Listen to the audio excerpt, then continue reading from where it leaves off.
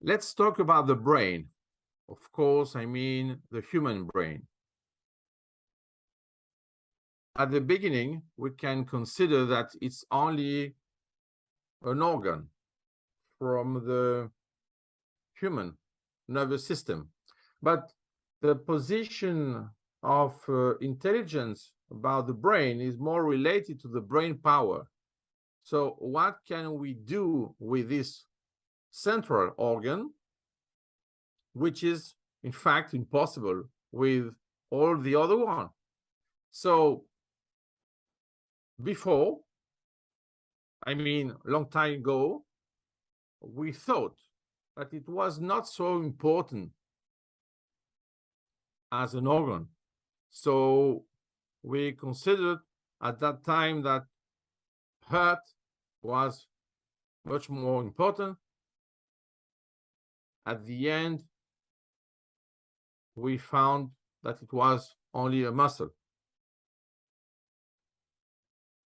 We have the same problem with other organs, but now we fix the problem and we consider that this is the source.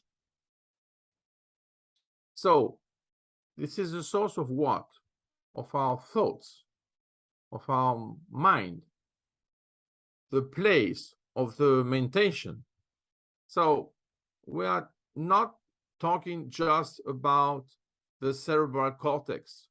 We are thinking about the brain, in fact, like a computer, like a natural intelligence. So we have the artificial one, and we know how to do this more or less. And we have on the other side the natural one. For the moment, we don't know, of course, everything about that, but we can see the difference, and this difference makes the difference. So the point is a rather small organ. Okay, imagine that we are more or less about 1 kilo for Anatole France to more than 2 kilos for Turgenev. So there is a difference. But if we consider this mass in relation with the mass of the body, is not so important. So it's impressive for me that so few kilos can do so many things. We do not realize that. Of course, we realize what we can do with our hands, with our feet, but with our brain, in fact, there is no limit. The impressive fact with the brain is that it can do something which is beyond imagination. Of course, we can say that imagination is from the brain, but in reality, the achievements of the brain are far away from the imagination of the previous guy. So in reality, this small box,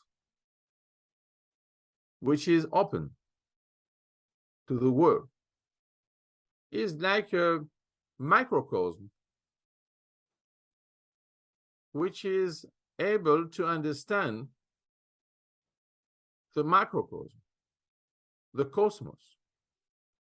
So we have in our brain a little cosmos. Can you imagine that? Imagine that your neurons are like the stars in the dark, in the darkness. And imagine that they are connected. They are talking. They play symphonies. They can imagine more than imagination. And this is the workplace of the genius. So if we imagine the brain just like an organ, it's a very restrictive sense. Who cares? The point is that the brain can create many starting points, many flashpoints, many, in fact, bifurcations, splitting of the space-time with its acts.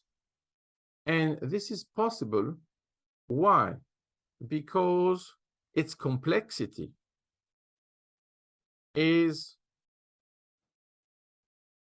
unstoppable.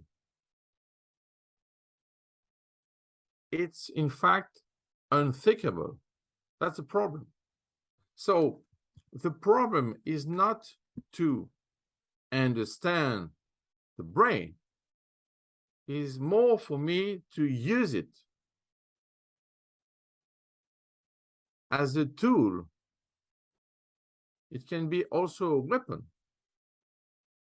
against barbarity, for example.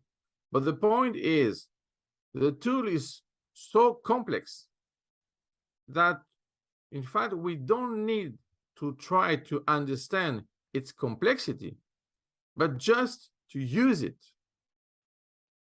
to go further.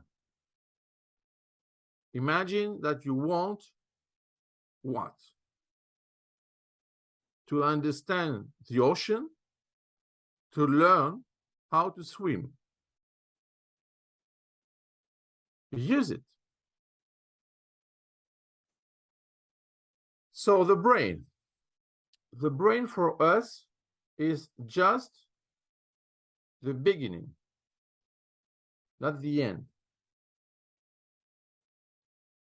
So when we are thinking about the maintenance of the human beings, it's very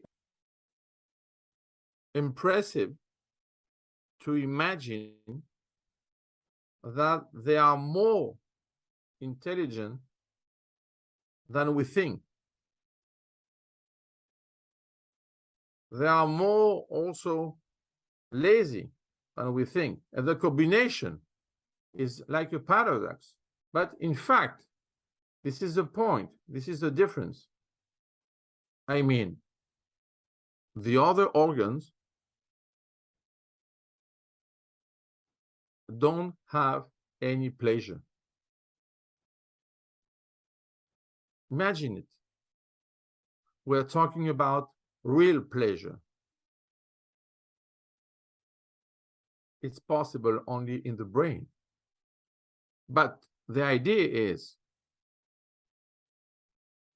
it is in a jail. But in this jail, I mean the head, it can do everything. So its definition of the jail is only its home. For the others organs, and sometimes human beings, their home is a jail. So the starting point is how to do something outside when you are only inside. And this is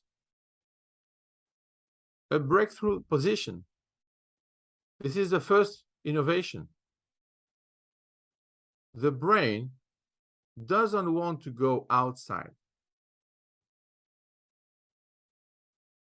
It just wants what? It wants to mastering the outside world.